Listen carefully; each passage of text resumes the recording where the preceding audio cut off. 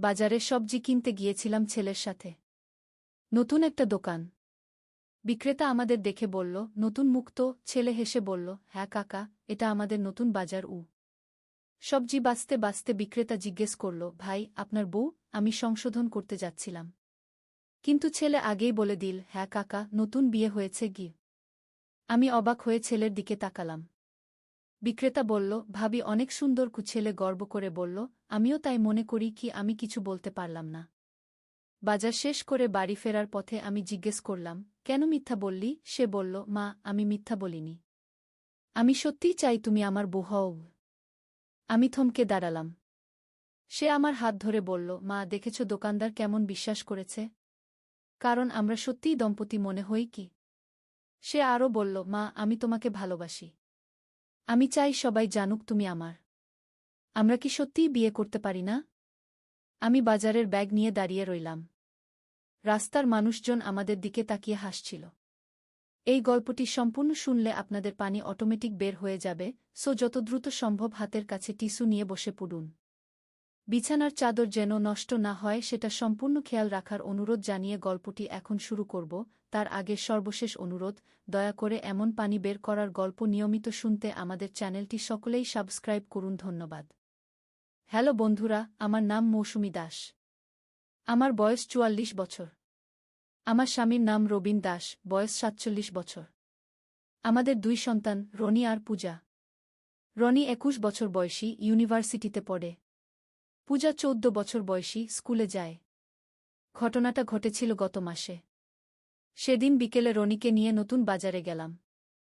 আমাদের এলাকায় একটা নতুন সুপার শপ খুলেছে। রনি বলেছিল, মা, একবার দেখে আসি নতুন দোকানটা কেমন। দোকানে ঢুকেই দেখলাম অনেক ভিড়। রনি আমার হাত ধরে নিয়ে গেল সবজির সেকশনে। সেখানে একজন মধ্যবয়সী দোকানদার ছিল। নতুন মুখ দেখছি, দোকানদার বলল আমাদের দিকে তাকিয়ে।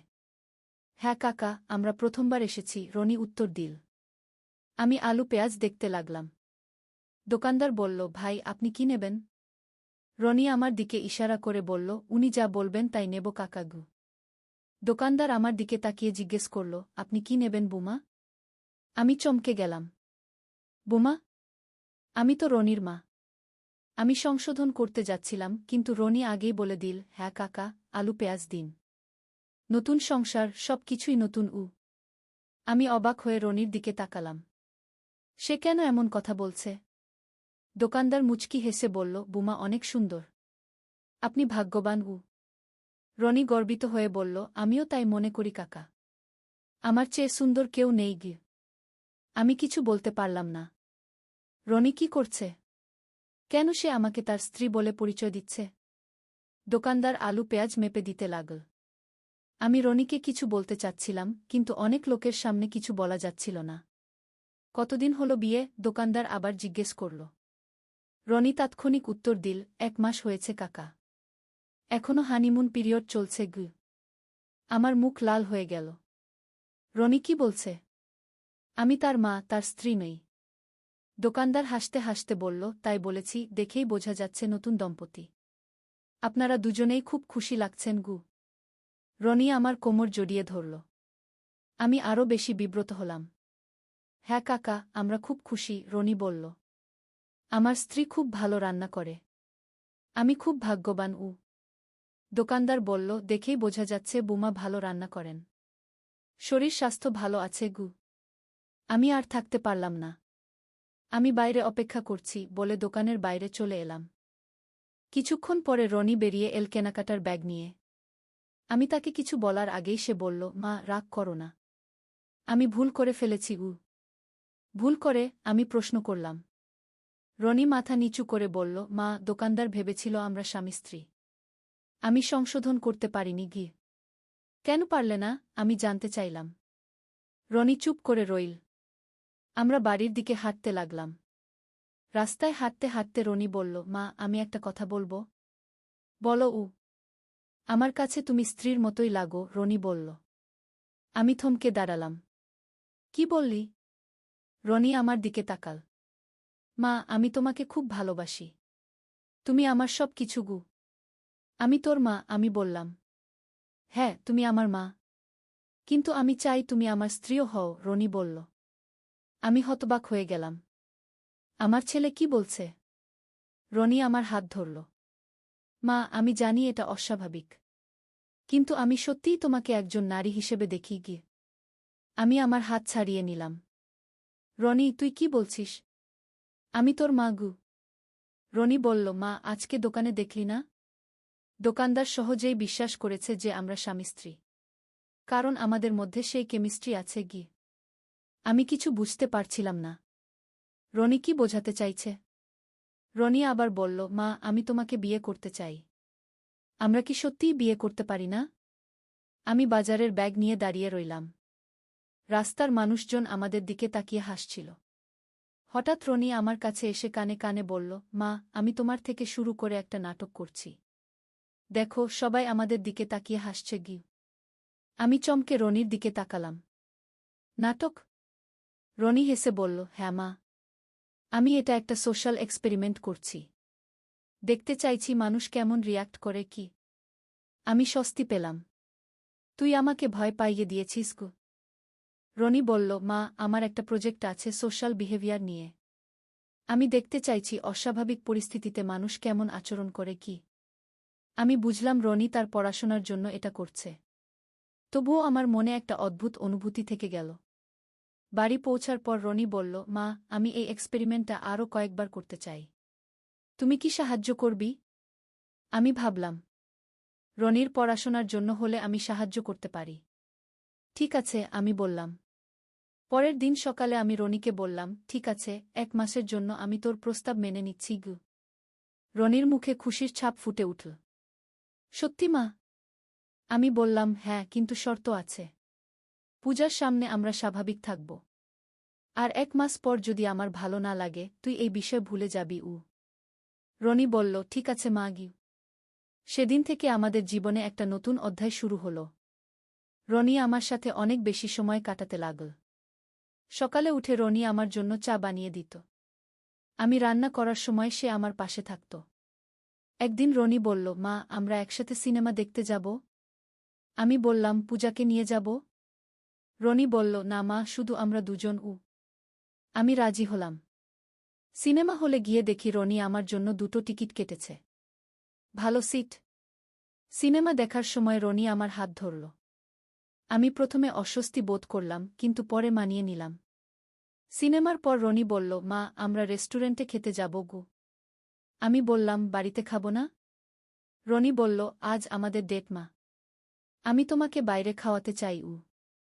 রেস্টুরেন্টে গিয়ে রনি আমার জন্য চেয়ার টেনে দিল। ওয়েটারের কাছে অর্ডার দিল। খাওয়ার সময় রনি বলল, মা, তুমি কেমন লাগছ? আমি বললাম, ভালো লাগছে গি। রনি হেসে বলল, আমারও ভালো লাগছে। মনে হচ্ছে আমরা সত্যিই একটা দম্পতি গু। বাড়ি ফেরার পথে রনি আমার হাত ধরে রাখল। আমিও আর আপত্তি করলাম না। বাড়িতে পূজা জিজ্ঞেস করল, তোমরা কোথায় গিয়েছিলে?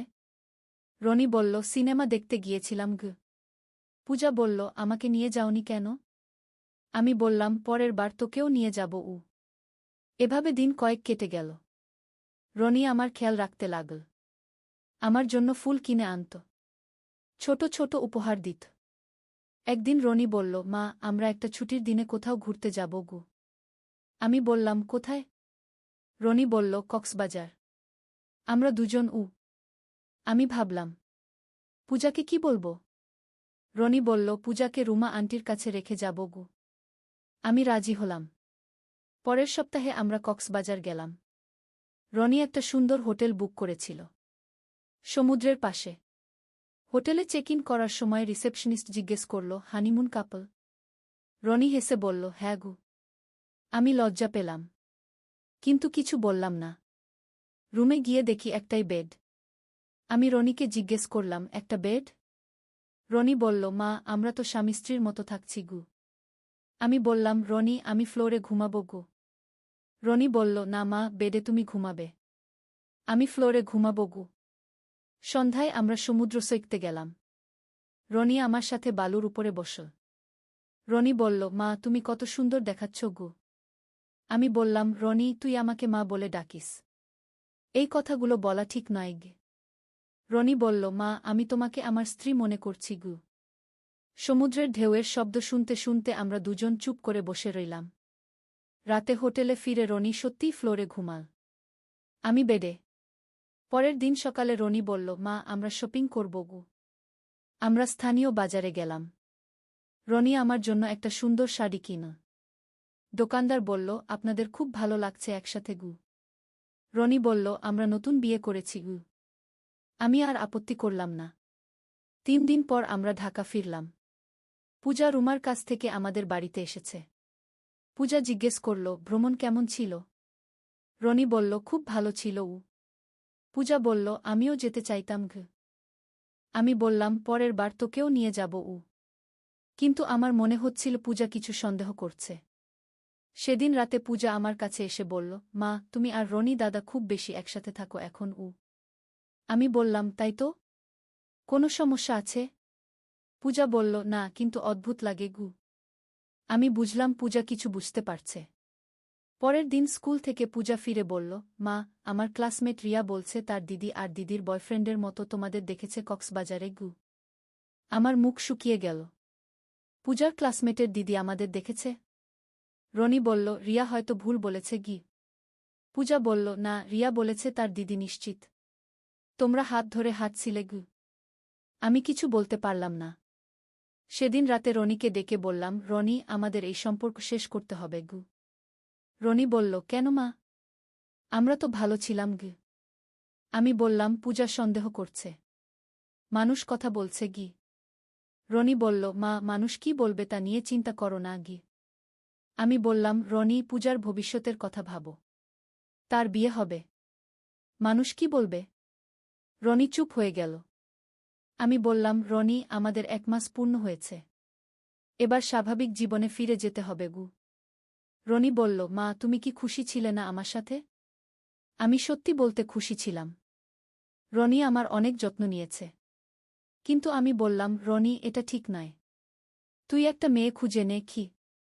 রনি বলল, ঠিক আছে মা। আমি তোমার কথা মানব উ। পরের দিন থেকে রনি আমার সাথে দূরত্ব বজায় রাখতে লাগল। কিন্তু আমি বুঝতে পারছিলাম সে দুঃখী। একদিন রনি বলল, মা, আমি বাইরে থাকার একটা জায়গা খুঁজছি উ। আমি চমকে গেলাম। কেন? রনি বলল, আমার মনে হয় আলাদা থাকাই ভালো উ। আমি বললাম, রনি, তুই বাড়িতেই থাক উ। রনি বলল, না মা। আমি তোমার কাছে থেকে নিজেকে কন্ট্রোল করতে পারছি না গি। আমি বুঝলাম রনির অবস্থা। কিছুদিন পর রনি সত্যিই বাড়ির কাছে একটা ফ্ল্যাট ভাড়া নিয়ে চলে গেল। পূজা খুব কান্নাকাটি করল। রনি দাদা কেন চলে গেল? আমি বললাম, ওর পড়াশোনার সুবিধার জন্য উ। কিন্তু পূজা বুঝতে পারছিল কিছু একটা সমস্যা আছে। রনি চলে যাওয়ার পর আমি খুব একা অনুভব করতে লাগলাম। যদিও জানতাম এটাই ঠিক। 1 মাস পর রনি একদিন এসে বলল, মা, আমি একটা মেয়েকে বিয়ে করব উ। আমি খুশি হলাম। কে সেই মেয়ে? রনি বলল, নাম সৃষ্টি। আমার ক্লাসমেট। খুব ভালো মেয়ে গি। আমি বললাম, তাকে নিয়ে এসো। দেখা করতে চাই উ। পরের সপ্তাহে রনি সৃষ্টিকে নিয়ে এল। খুব সুন্দর মেয়ে। ভদ্র। সৃষ্টি আমাকে দেখে বলল, আন্টি, রনি আপনার কথা অনেক বলে গি। আমি হেসে বললাম, ভালো কথা বলে তো? সৃষ্টি বলল, হ্যাঁ, বলে আপনি খুব ভালো উ। আমি সৃষ্টিকে পছন্দ করলাম। কয়েক মাস পর রনি আর সৃষ্টির বিয়ে হল। খুব সুন্দর অনুষ্ঠান। বিয়ের দিন রনি আমার কাছে এসে বলল, মা, আমি তোমাকে ভুলে যাব না। কিন্তু এখন আমি সৃষ্টিকে নিয়ে নতুন জীবন শুরু করছি গু। আমি বললাম, তুই খুশি থাকিস গু। রনি বলল, মা, তুমিও কাউকে বিয়ে করতে পারো গু। আমি হেসে বললাম, দেখি গু। আজ 2 বছর পর রনি খুব সুখী। সৃষ্টি খুব ভালো বৌমা। তারা আমার বাড়ির কাছেই থাকে। পূজাও এখন বোঝে। সে আমাকে একদিন বলেছিল, মা, রনি দাদার আগে তোমার প্রতি কেমন একটা আচরণ ছিল উ। আমি বলেছিলাম, সেটা এখন অতীত গু। এখন আমি একা। কিন্তু খুশি। রনি সুখী দেখে আমার ভালো লাগে। মাঝে মাঝে মনে হয়, যদি আমি তখন রনির প্রস্তাব মেনে নিতাম। কিন্তু তারপরেই মনে হয় না, যা করেছি তাই ঠিক। রনি এখন একজন ভালো স্বামী। সৃষ্টিকে খুব ভালোবাসে। তাদের একটা বাচ্চাও হয়েছে। আমি দাদি হয়েছি। নাতি দেখলে মনটা ভালো হয়ে যায়। জীবনে অনেক ঘটনা ঘটে, কোনোটা ঠিক কোনোটা ভুল, কিন্তু শেষ পর্যন্ত সবাই যদি খুশি থাকে সেটাই যথেষ্ট। আজ বাজারে গিয়ে সেই দোকানদারের সাথে আবার দেখা। সে জিজ্ঞেস করল, আপনার ছেলে কেমন আছে? আমি বললাম, ভালো আছে। বিয়ে করেছে, বাচ্চাও হয়েছে গি। দোকানদার বলল, ও আপনি তো তার মা। আমি ভেবেছিলাম স্ত্রী গো। আমি হেসে বললাম, হ্যাঁ আমি তার মা গু। দোকানদার বলল, আপনাদের দেখে তো মনে হতো স্বামী স্ত্রী গু। আমি বললাম, মানুষ অনেক কিছুই ভেবে নেয় গু। বাড়ি ফেরার পথে ভাবলাম, জীবনে কত রহস্য থাকে। কখনো কখনো অস্বাভাবিক পরিস্থিতিও স্বাভাবিক মনে হয়। আজ সন্ধ্যায় রনি এসেছে নাতিকে নিয়ে। বলল, মা তুমি কেমন আছো? আমি বললাম, ভালো আছি গু। রনি বলল, মা তুমি একা থেকো না, কাউকে বিয়ে করো। আমি হেসে বললাম, এই বয়সে আর বিয়ে? রনি বলল, কেন নয়? তুমি এখনো সুন্দর গু। আমি কিছু বললাম না, কিন্তু মনে মনে ভাবলাম, রনি এখনো আমার সৌন্দর্যের প্রশংসা করে। রনি চলে যাওয়ার পর আমি আয়নার সামনে দাঁড়ালাম। সত্যিই আমি এখনো তেমন বুড়ি হইনি। হয়তো কোনো দিন সত্যিই কাউকে বিয়ে করব, কিন্তু সেটা অন্য গল্প। আজকের এই গল্প এখানেই শেষ। একটা অস্বাভাবিক শুরু ছিল, কিন্তু শেষটা স্বাভাবিক হয়েছে। জীবন এমনই, কখনো কখনো আমাদের অপ্রত্যাশিত পরিস্থিতির মুখোমুখি হতে হয়, কিন্তু বুদ্ধি আর বিবেক দিয়ে সেগুলো সামলানো যায়। রনিও এখন বুঝেছে তার ভুল, আমিও বুঝেছি, পূজাও বুঝেছে কিছু একটা হয়েছিল, কিন্তু এখন সব ঠিক আছে। এই গল্প যারা শুনলেন তারা হয়তো প্রথমে অন্য কিছু ভেবেছিলেন, কিন্তু শেষ পর্যন্ত দেখলেন এটা একটা পারিবারিক সমস্যা ও তার সমাধানের গল্প। জীবনে এমন অনেক পরিস্থিতি আসে যেখানে আমাদের সঠিক সিদ্ধান্ত নিতে হয়। আমি সঠিক সিদ্ধান্ত নিয়েছিলাম। আজ আমি শান্তিতে আছি। রনিও শান্তিতে আছে। পূজাও বড় হয়েছে। সবাই খুশি। এই তো জীবন। কখনো ঝড় আসে, কখনো শান্ত থাকে, কিন্তু শেষ পর্যন্ত ভালোবাসাই জিতে। আর হ্যাঁ, এই গল্প শুনে যাদের পানি বের হয়ে গেছে তারা হয়তো আবেগে কেঁদে ফেলেছেন, কারণ এটা একটা আবেগের গল্প। ধন্যবাদ সবাইকে। আবার শোনার জন্য চ্যানেল সাবস্ক্রাইব করুন। আমরা আরেকটা দোকানে গেলাম। এবারও একই ঘটনা ঘটল। দোকানদার আমাদের স্বামী-স্ত্রী ভেবে নিল। রনি আবার সেই একই অভিনয় করল। আমিও এবার মানিয়ে নিলাম। কিন্তু দিনের পর দিন এই অভিনয় করতে গিয়ে আমার মনে একটা পরিবর্তন আসতে শুরু করল। রনি যখন আমাকে তার স্ত্রী বলে পরিচয় দিত, তখন আমার ভেতরে একটা অদ্ভুত আনন্দ অনুভব হতো। একদিন রনি বলল, মা আমার মনে হয় আমাদের এই এক্সপেরিমেন্ট বন্ধ করা উচিত। কেন? আমি জিজ্ঞেস করলাম। রনি বলল, আমার মনে হচ্ছে আমি সত্যিকারের অনুভূতি নিয়ে কনফিউজ হয়ে যাচ্ছি গিয়ে। আমিও একই কথা মনে মনে ভাবছিলাম। আমারও মনে হচ্ছিল যেন আমি সত্যিই রনির স্ত্রী। সেদিন রাতে আমি আমার রুমে বসে ভাবছিলাম, রনি কি সত্যিই আমাকে একজন নারী হিসেবে দেখে? আমার স্বামী রবিন 2 বছর আগে মারা গেছে। তারপর থেকে আমি একা। রনি এবং পূজাই আমার সব। হঠাৎ রনি আমার রুমে এসে দাঁড়াল।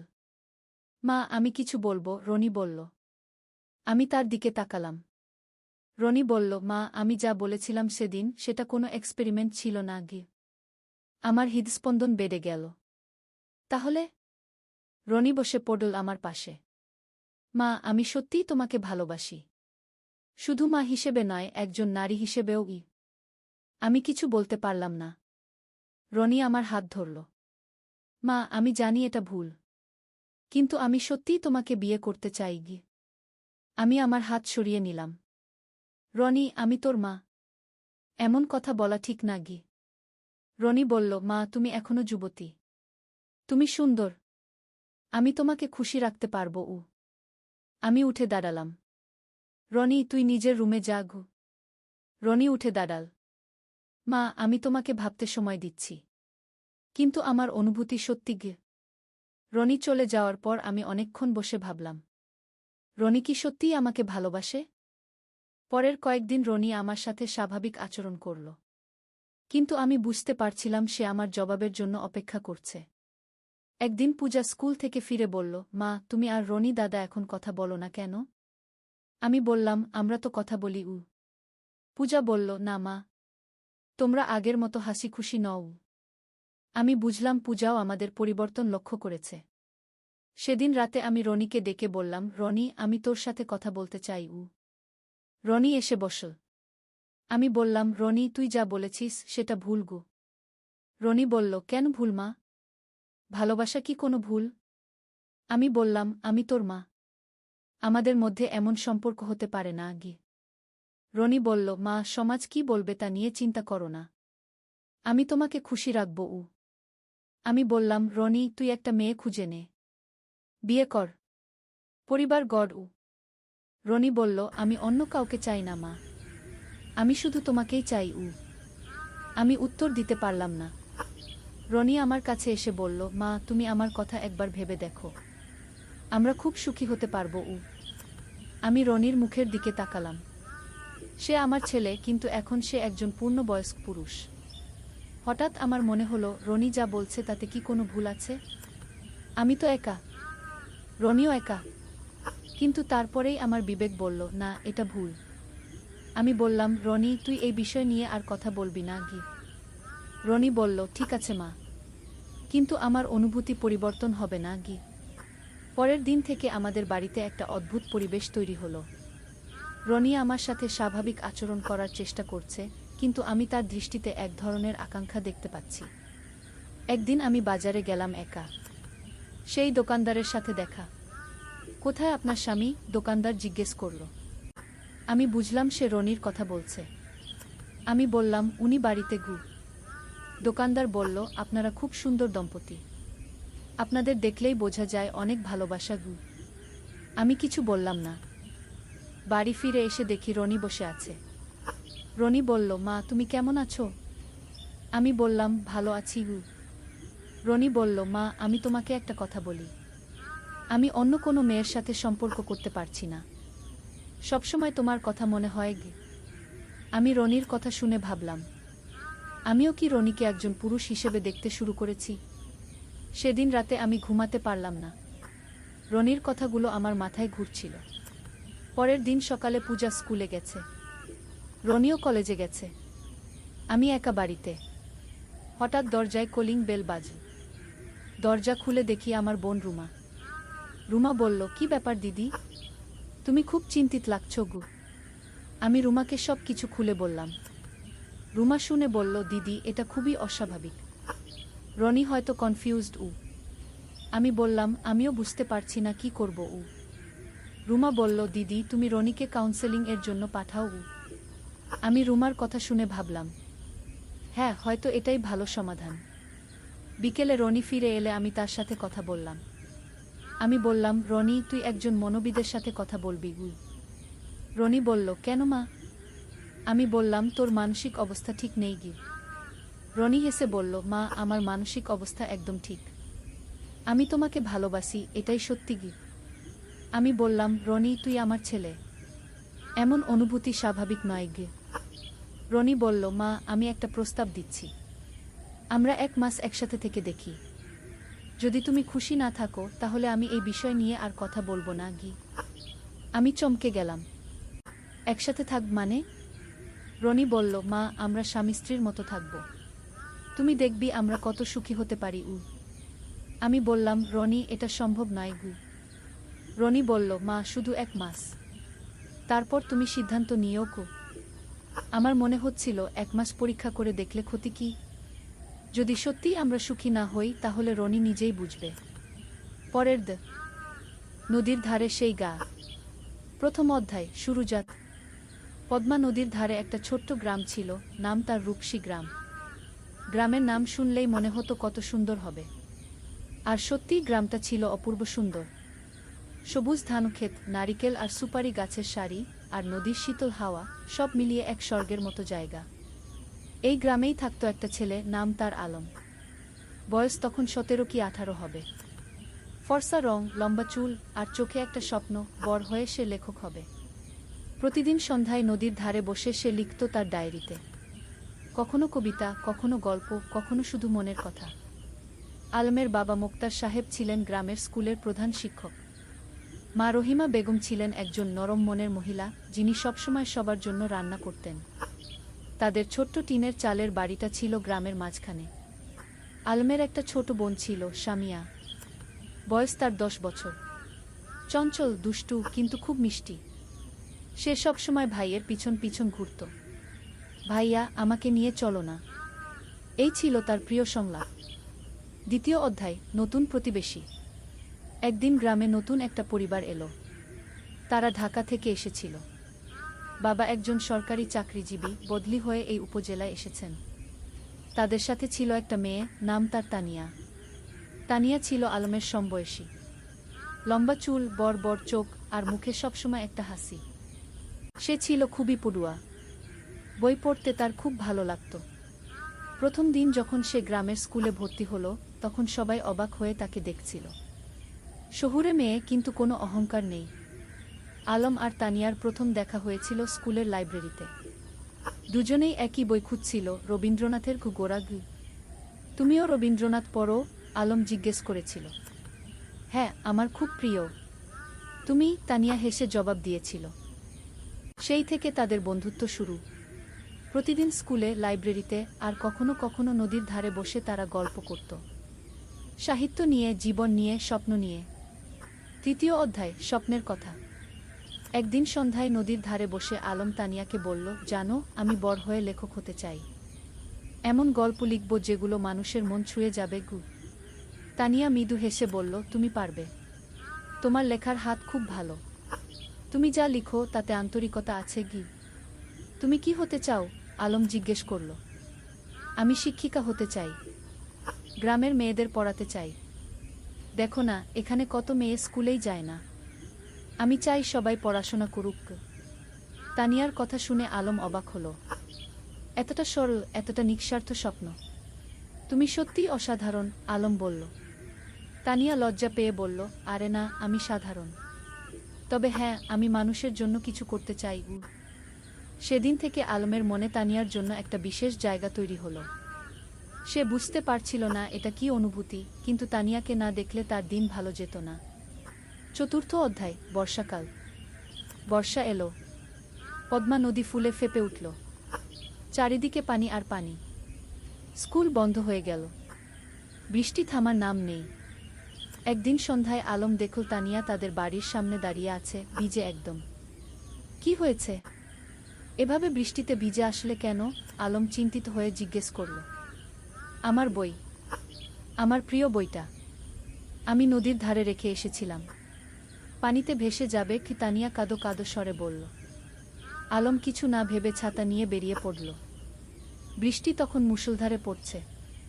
সে নদীর ধারে গিয়ে দেখল তানিয়ার বইটা একটা পাথরের নিচে চাপা পড়ে আছে, কিন্তু পানি প্রায় সেখানে পৌঁছে গেছে। সে দ্রুত বইটা তুলে নিল। সৌভাগ্যবশত বইটা পুরোপুরি ভিজেনি। সে তার শার্টের ভিতরে বইটা লুকিয়ে বাড়ি ফিরল। তানিয়া যখন বইটা পেল, তার চোখে পানি এসে গেল। তুমি এতটা করলে আমার জন্য? তুমি আমার বন্ধু। বন্ধুর জন্য এটুকু তো করাই যায়। আলম হেসে বলল।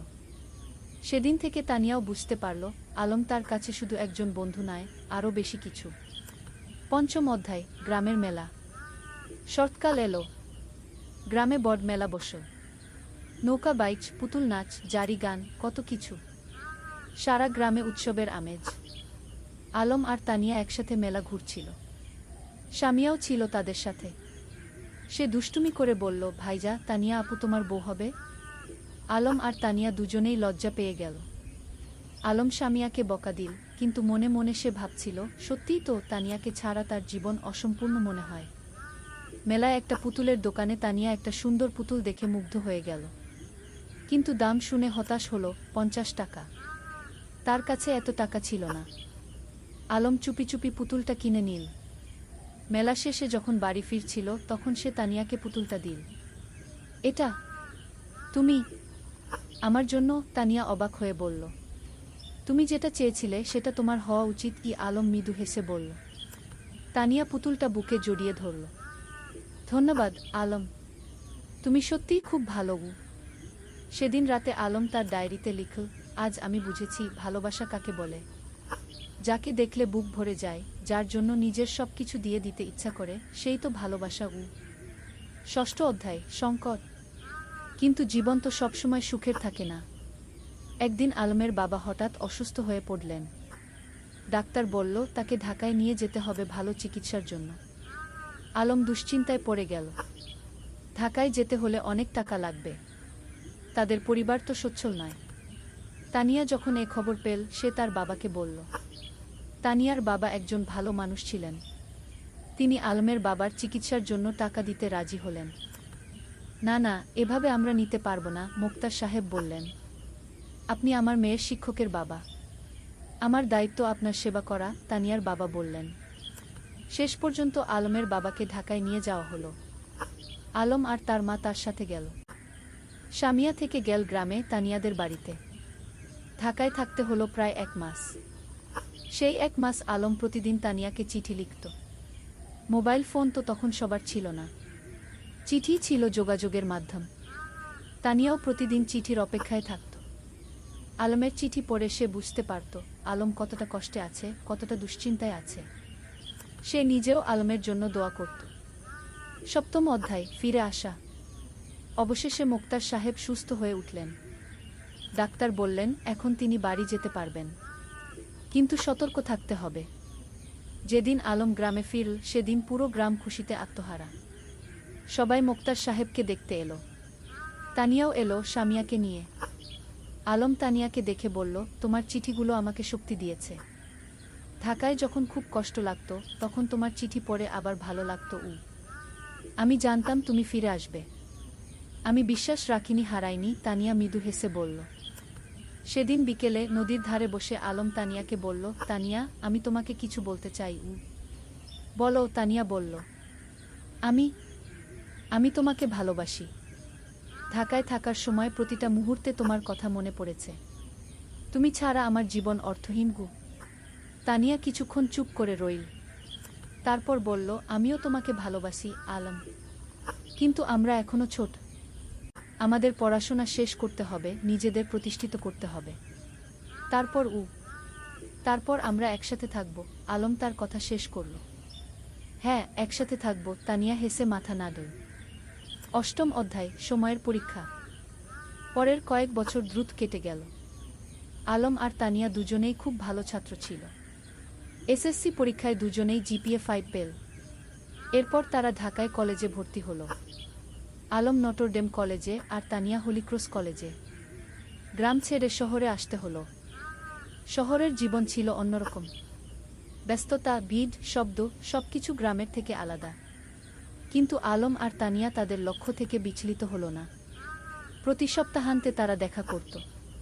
কখনো রমনা পার্কে, কখনো টিএসসিতে, কখনো কোনো বইয়ের দোকানে। তারা একে অপরকে উৎসাহ দিত, সাহস দিত। এইচএসসি পরীক্ষায়ও দুজনেই ভালো ফল করল। আলম ঢাকা বিশ্ববিদ্যালয়ে বাংলা সাহিত্যে ভর্তি হল, আর তানিয়া শিক্ষা বিভাগে।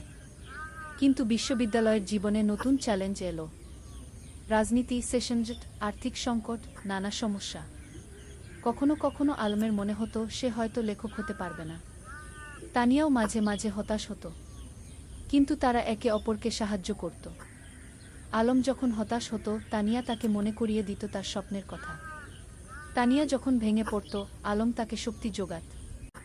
নবম অধ্যায়, স্বপ্ন পূরণের পথে। স্নাতক শেষ করার পর আলম একটা পত্রিকায় চাকরি পেল, সাংবাদিক হিসেবে। বেতন খুব বেশি না, কিন্তু লেখার সুযোগ ছিল। সে ফিচার লিখত, গল্প লিখত। তানিয়া একটা স্কুলে শিক্ষিকা হিসেবে যোগ দিল। তার স্বপ্ন ছিল গ্রামে ফিরে যাওয়া, কিন্তু সে জানত এখনো সময় হয়নি। আগে অভিজ্ঞতা অর্জন করতে হবে।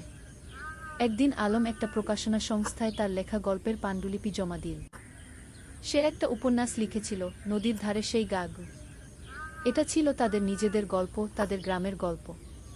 কয়েক মাস পর প্রকাশক ফোন করলেন, আপনার বই আমরা প্রকাশ করতে চাই। গল্পটা খুব সুন্দর, আবেগময়। আলম বিশ্বাস করতে পারছিল না। তার স্বপ্ন সত্যি হচ্ছে। সে প্রথমেই তানিয়াকে খবরটা দিল। আমি জানতাম তুমি পারবে। তুমি তো সত্যিই লেখক। তানিয়া খুশিতে আটখানা। বইটা প্রকাশিত হওয়ার পর বেশ সাড়া পড়ে গেল। পাঠকরা ভালো সাড়া দিল।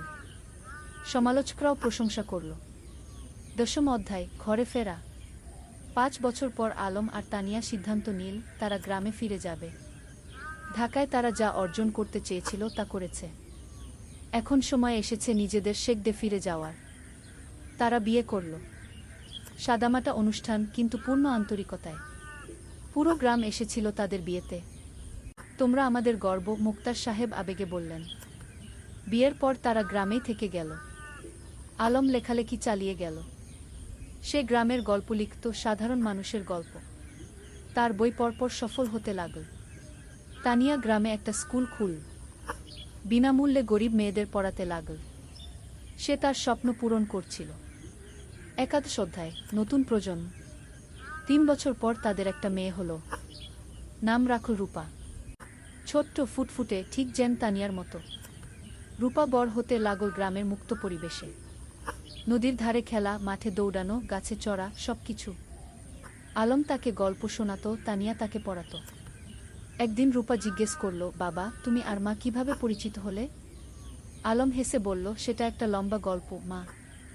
একদিন তোমাকে পুরো গল্প শোনাব গু। এখন শোনাও না, রূপা জেদ করল। আলম তানিয়ার দিকে তাকাল। তানিয়া হেসে মাথা নাড়ল। ঠিক আছে, শোনো তাহলে। অনেক বছর আগে এই নদীর ধারে দুটো ছেলে মেয়ে পরিচিত হয়েছিল। অধ্যায়, পূর্ণতা। বছর কেটে গেল। আলমের বই এখন দেশজুড়ে জনপ্রিয়। সে একজন প্রতিষ্ঠিত লেখক। কিন্তু খ্যাতি তাকে বদলায়নি। সে এখনও সেই সরল, বিনলি আলম। তানিয়ার স্কুল এখন বড় হয়েছে। শত শত মেয়ে সেখানে পড়ছে। অনেকে এখন কলেজে, বিশ্ববিদ্যালয়ে। তানিয়া তাদের সবার কাছে একজন আদর্শ।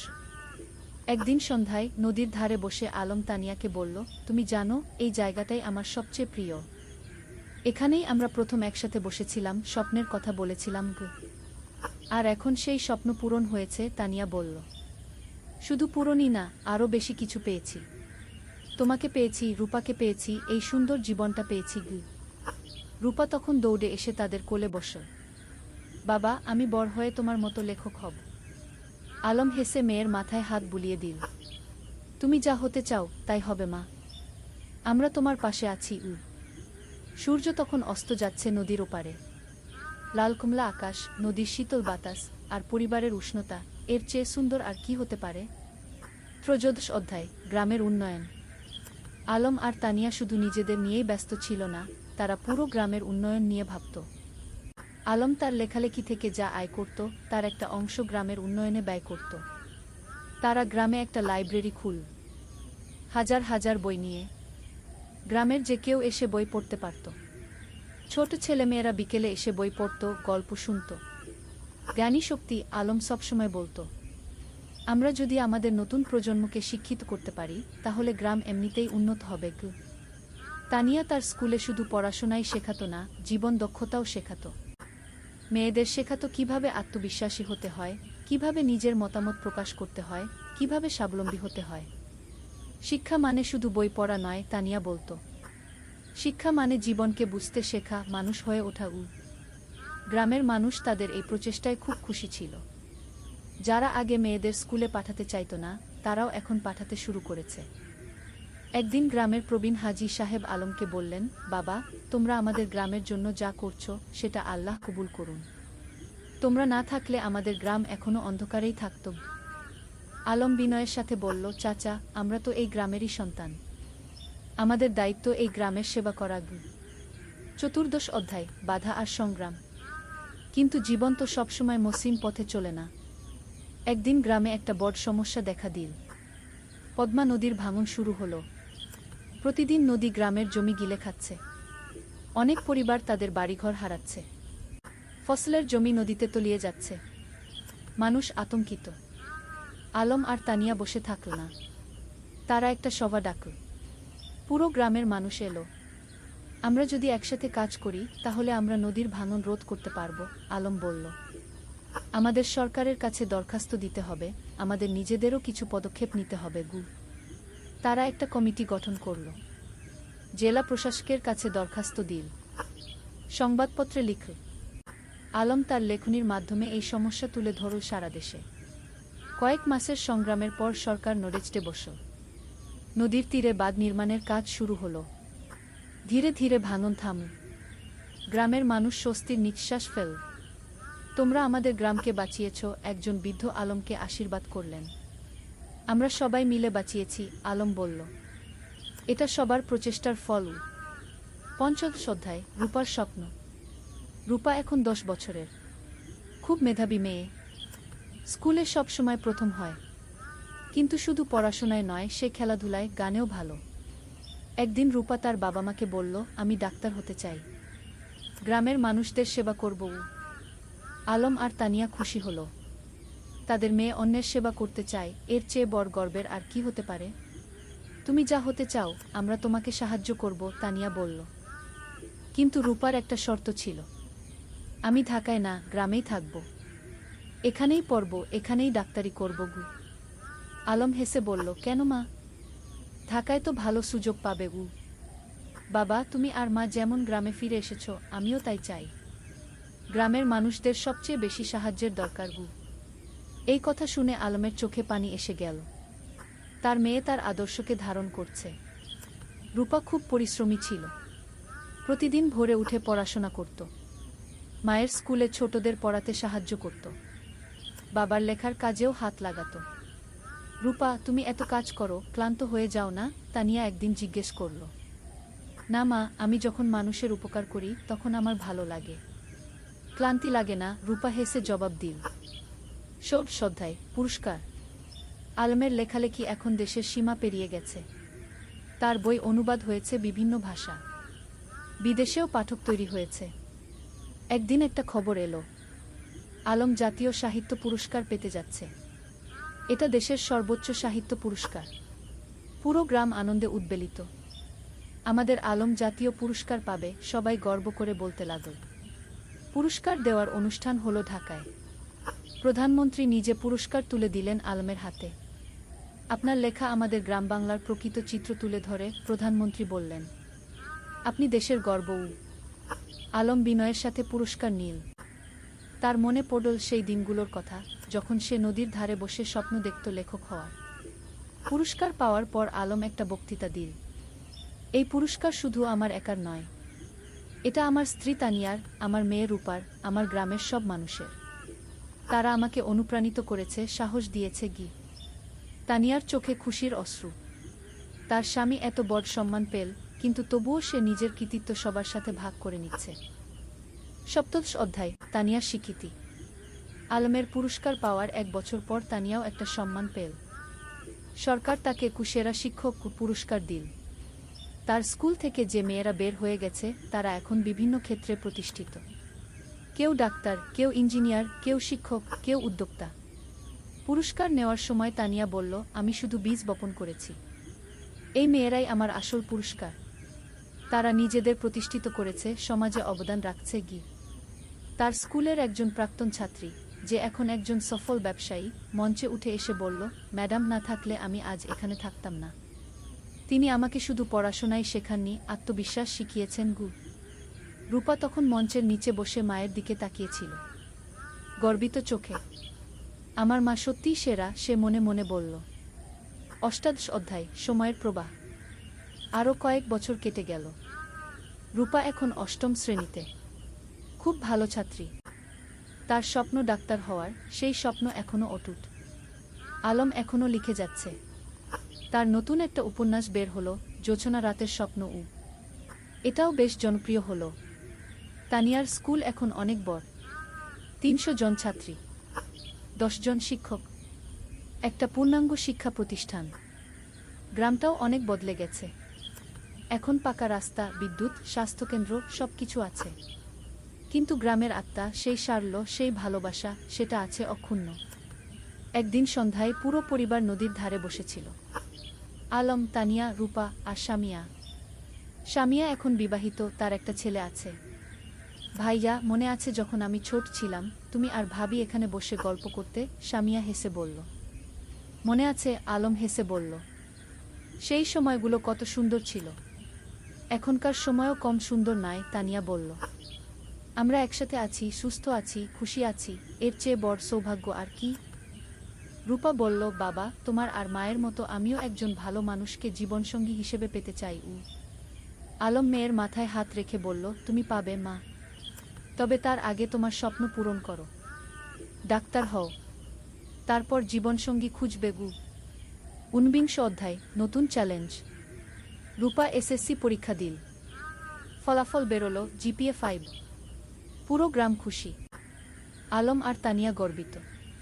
কিন্তু এখন একটা বড় সিদ্ধান্ত নিতে হবে। রূপা ডাক্তার হতে চায়, আর তার জন্য তাকে মেডিকেল কলেজে ভর্তি হতে হবে। কিন্তু গ্রামে তো মেডিকেল কলেজ নেই। বাবা, আমি ঢাকা মেডিকেলে ভর্তি হতে চাই, রূপা বলল। আলম একটু চিন্তিত হলো। কিন্তু তুমি তো বলেছিলে গ্রামে থাকবে। হ্যাঁ বাবা, আমি গ্রামে ফিরে আসব, কিন্তু ভালো ডাক্তার হতে হলে ভালো প্রতিষ্ঠান থেকে পড়তে হবে। আমি 5 বছর ঢাকায় থাকব, তারপর ফিরে আসব এবং গ্রামে একটা হাসপাতাল খুলব। তানিয়া বলল, মেয়েটা ঠিকই বলছে।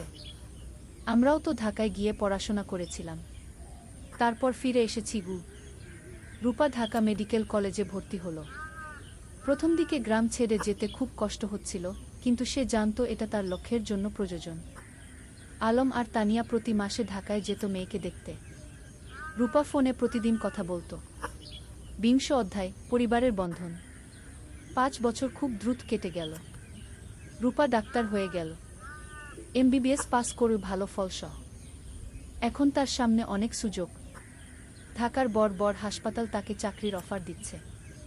কিন্তু রূপার লক্ষ্য অন্য। বাবা, আমি গ্রামে ফিরে আসছি, রূপা ফোনে বলল। তুমি নিশ্চিত? ঢাকায় তো অনেক ভালো সুযোগ, আলম বলল। বাবা, আমার স্বপ্ন তো ঢাকায় বড় ডাক্তার হওয়া নয়। আমার স্বপ্ন গ্রামের মানুষের সেবা করা। রূপা গ্রামে ফিরে এলো। গ্রামের মানুষ তাকে মাথায় করে নিয়ে এলো। আমাদের নিজের ডাক্তার। সে একটা ছোট ক্লিনিক খুল, বিনামূল্যে গরিব মানুষদের চিকিৎসা দিতে লাগল। যাদের সামর্থ্য আছে তারা দিত, যাদের নেই তাদের কাছ থেকে কিছু নিত না। তুমি কিভাবে চালাবে এভাবে? আলম একদিন জিজ্ঞেস করল। বাবা, তুমি তো লেখক হয়েছ মানুষের সেবা করার জন্য, মা শিক্ষিকা হয়েছে সেবার জন্য। আমিও তাই। টাকা পয়সা পরে দেখা যাবে। আলম মেয়েকে জড়িয়ে ধরল। তুমি আমাদের গর্ব। 21 অধ্যায়, নতুন সঙ্গী। রূপা যখন ক্লিনিকে ব্যস্ত, তখন একদিন একজন তরুণ ডাক্তার এলো। তার নাম ফাহিম। সে ঢাকা থেকে এসেছে গ্রামাঞ্চলে স্বেচ্ছাসেবা করতে। ফাহিম আর রূপা একসাথে কাজ করতে লাগল। দুজনেই একই স্বপ্ন দেখে, গ্রামের মানুষের সেবা করা। ধীরে ধীরে তাদের মধ্যে বন্ধুত্ব হলো। তারপর সেই বন্ধুত্ব ভালোবাসায় রূপান্তরিত হলো। একদিন ফাহিম আলমের কাছে এলো। চাচা, আমি রূপাকে বিয়ে করতে চাই। আলম হেসে বলল, তুমি কি রূপাকে জিজ্ঞেস করেছ? হ্যাঁ, সে রাজি, ফাহিম লজ্জা পেয়ে বলল। তানিয়া খুশিতে আটখানা।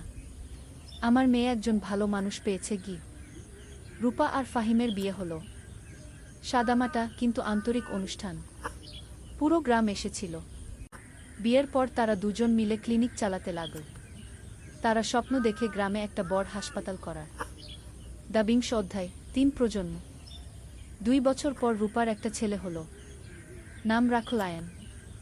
আলম আর তানিয়া দাদা দাদি হলো। দেখো আমাদের নাতি, আলম আবেগে বলল। তানিয়া শিশুটিকে কোলে নিয়ে বলল, এই শিশু আমাদের ভবিষ্যৎ। এর জন্যই তো আমরা এত কাজ করছি। এখন বাড়িতে 3 প্রজন্ম।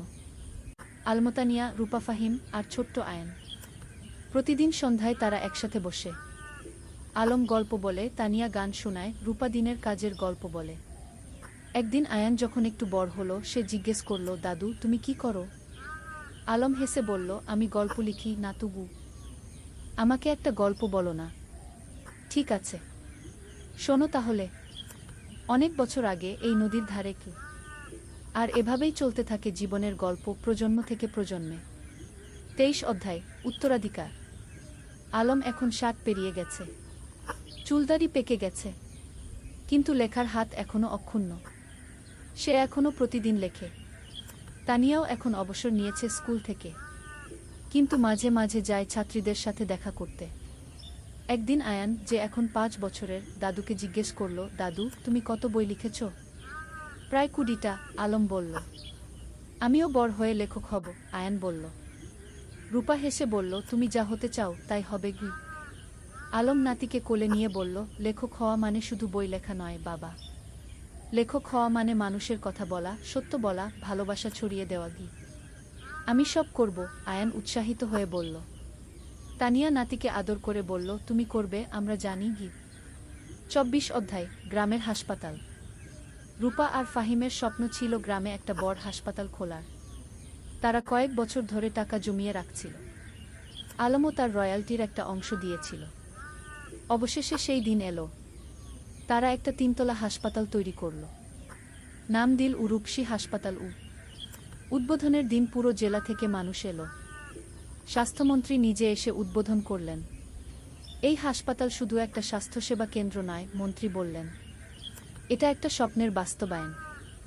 ডা রূপা আর ডা ফাহিম যা করেছেন সেটা অনুকরণীয় গু। হাসপাতালে 10টা বেড, অপারেশন থিয়েটার, ল্যাবরেটরি, সবকিছু আছে। আর সবচেয়ে বড় কথা, গরিবদের জন্য বিনামূল্যে চিকিৎসার ব্যবস্থা।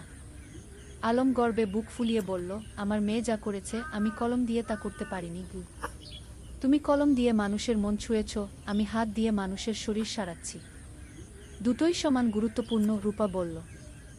25 অধ্যায় প্রত্যাবর্তন। একদিন গ্রামে একটা আশ্চর্য ঘটনা ঘটল।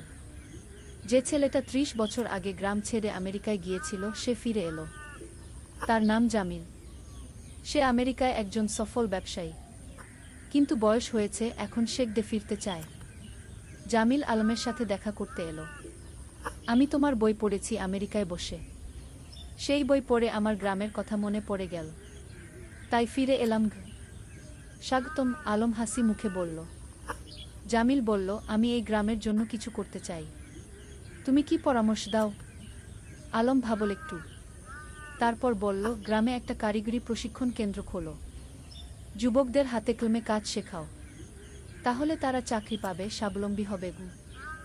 জামিল খুশি হল। চমৎকার আইডিয়া। কয়েক মাসের মধ্যে একটা কারিগরি প্রশিক্ষণ কেন্দ্র খোলা হলো। সেখানে ছেলেমেয়েরা কম্পিউটার, ইলেকট্রনিক্স, সেলাই, রান্না, নানা বিষয়ে প্রশিক্ষণ পেতে লাগল। এভাবে একে একে গ্রামে নতুন নতুন সুবিধা যুক্ত হতে লাগল।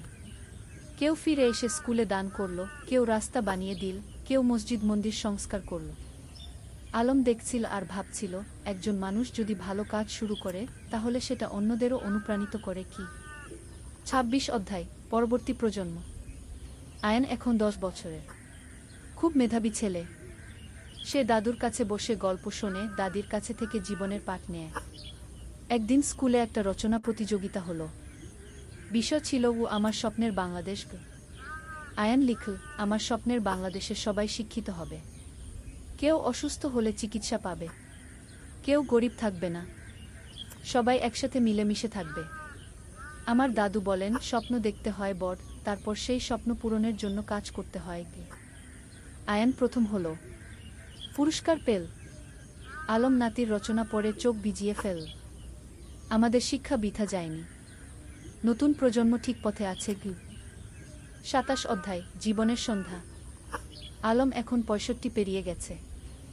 শরীর একটু দুর্বল হয়ে এসেছে, কিন্তু মন এখনো তরুণ। একদিন ডাক্তার বলল, তার হার্টের সমস্যা আছে, বিশ্রাম নিতে হবে। রূপা খুব চিন্তিত। বাবা, তুমি এখন আর এত কাজ করবে না, বিশ্রাম নাও। কিন্তু আলম কি থেমে থাকার মানুষ? সে এখনো লেখে, মানুষের সাথে দেখা করে, গ্রামের উন্নয়নের কাজে যুক্ত থাকে। তানিয়া বলল, তুমি একটু শান্ত হও। আমরা এত কাজ করেছি, এখন পরের প্রজন্মকে দায়িত্ব দাও। তুমি ঠিক বলছো, আলম মেনে নিল। কিন্তু আমার একটা শেষ ইচ্ছা আছে। কি? তানিয়া জিজ্ঞেস করল। আমি আমাদের জীবনের গল্পটা লিখতে চাই, একটা আত্মজীবনী, যাতে পরের প্রজন্ম জানতে পারে আমরা কিভাবে স্বপ্ন দেখেছিলাম, কিভাবে সেই স্বপ্ন পূরণ করেছিলাম। তুমি লেখো, তানিয়া হেসে বলল। আমি তোমাকে সাহায্য করব। 28 অধ্যায় শেষ বই। পরের 6 মাস আলম লিখল তার জীবনের গল্প। নদীর ধারে সেই গা, একটি জীবন কথা কি নাম দিল। বইটাই ছিল তাদের প্রথম দেখা, প্রথম প্রেম, সংগ্রাম, সফলতা, ব্যর্থতা, সবকিছু। বই প্রকাশিত হওয়ার পর দেশজুড়ে সাড়া পড়ে গেল। মানুষ পড়ল আর অনুপ্রাণিত হল। একজন পাঠক চিঠি লিখল, আপনার বই পড়ে আমি বুঝেছি স্বপ্ন দেখা আর তা পূরণ করা সম্ভব। আমিও এখন আমার গ্রামে ফিরে যাব, কিছু করব। আলম এই চিঠি পড়ে খুশি হল। দেখো তানিয়া, আমাদের জীবন বৃথা যায়নি। আমরা মানুষকে অনুপ্রাণিত করতে পেরেছি। 29 অধ্যায়, বিদায়। এক শীতের সকালে আলম ঘুম থেকে উঠল না। তার হার্ট অ্যাটাক হয়েছে। রূপা যতই চেষ্টা করল কিছু করতে পারল না। আলম চলে গেল। পুরো গ্রাম শোকে মুহ্যমান। আমাদের আলম চলে গেল, সবাই কাঁদল। তানিয়া কান্নায় ভেঙে পড়ল। তুমি আমাকে একা ফেলে চলে গেলে। রূপা মাকে সান্ত্বনা দিল। মা, বাবা চলে যায়নি। তার লেখায় সে বেঁচে আছে, তার কাজে সে বেঁচে আছে, আমাদের মধ্যে সে বেঁচে আছে। আলমের জানাজায় হাজার হাজার মানুষ এলো। তাকে সমাহিত করা হলো গ্রামের কবরস্থানে, নদীর পাশে, যেখানে সে জীবনের অনেকটা সময় কাটিয়েছে। 30 অধ্যায়, উত্তরাধিকার, শেষ অধ্যায়। আলমের মৃত্যুর পর তানিয়া ভেঙে পড়েনি। সে আরও শক্ত হয়েছে। আলম চলে গেছে, কিন্তু তার স্বপ্ন চলে যায়নি। আমাকে সেই স্বপ্ন বাঁচিয়ে রাখতে হবে। সে গ্রামের লাইব্রেরিটাকে কি আলম স্মৃতি লাইব্রেরিকে নাম দিল। সেখানে আলমের সব বই রাখা হলো। রূপা হাসপাতালে আরও বেশি মনোযোগী হলো। বাবা চাইতেন আমি মানুষের সেবা করি, আমি তাই করব। ফাহিম তার পাশে থেকে সাহায্য করল। আয়ান, যে এখন 15 বছরের, দাদুর মতো লিখতে শুরু করল। সে গল্প লেখে, কবিতা লেখে। একদিন আয়ান তানিয়াকে তার লেখা একটা গল্প দেখাল। গল্পের নাম দাদুর স্বপ্ন। তানিয়া পড়ল। চোখে পানি এলো। তোমার দাদু বেঁচে আছে তোমার মধ্যে। বছরের পর বছর কেটে গেল। গ্রামটা আরও উন্নত হলো। কিন্তু আলমকে কেউ ভুলল না। প্রতি বছর তার জন্মদিনে গ্রামে একটা সাহিত্য উৎসব হয়। তরুণ লেখকরা আসে, তাদের লেখা পড়ে। তানিয়া এখন 80 পেরিয়ে গেছে, কিন্তু এখনও প্রতিদিন স্কুলে যায়, ছাত্রীদের দেখে আসে। একদিন এক তরুণী তানিয়াকে জিজ্ঞেস করল, ম্যাডাম, আপনার আর আলম স্যারের গল্পটা কি সত্যি?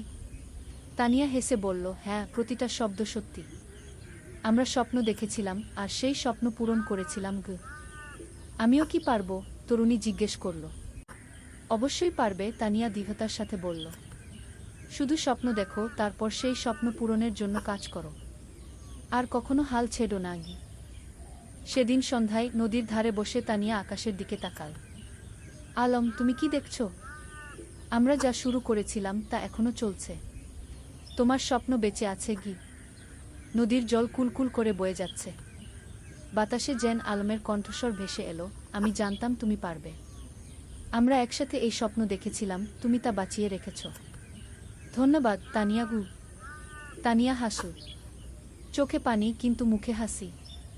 ধন্যবাদ তোমাকে আলম, তুমি আমার জীবনকে অর্থবহ করেছিলে।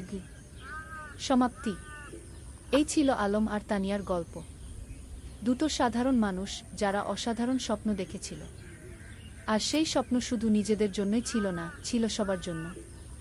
আজও রূপসী গ্রামে যদি যাও, দেখবে আলম স্মৃতি লাইব্রেরি, তানিয়া বালিকা বিদ্যালয়, রূপসী হাসপাতাল, সবকিছু দাঁড়িয়ে আছে। এগুলো শুধু ভবন নয়, এগুলো স্বপ্নের বাস্তবায়ন। আর নদীর ধারে, যেখানে একদিন দুটো তরুণী বসে স্বপ্ন দেখেছিল, সেখানে এখন একটা ফলক লাগানো আছে। তাতে লেখা, যেখানে স্বপ্ন শুরু হয়েছিল। আলম ও তানিয়া, দুই স্বপ্নদ্রষ্টা, দুই সেবক, যারা প্রমাণ করেছেন স্বপ্ন দেখলে এবং কাজ করলে সবকিছুই সম্ভব। শিক্ষা, জীবনে স্বপ্ন দেখো বড়, তারপর সেই স্বপ্ন পূরণের জন্য নিরলসভাবে কাজ করো। নিজের জন্য নয়, সবার জন্য কিছু করার চেষ্টা করো। তাহলেই জীবন সার্থক হবে।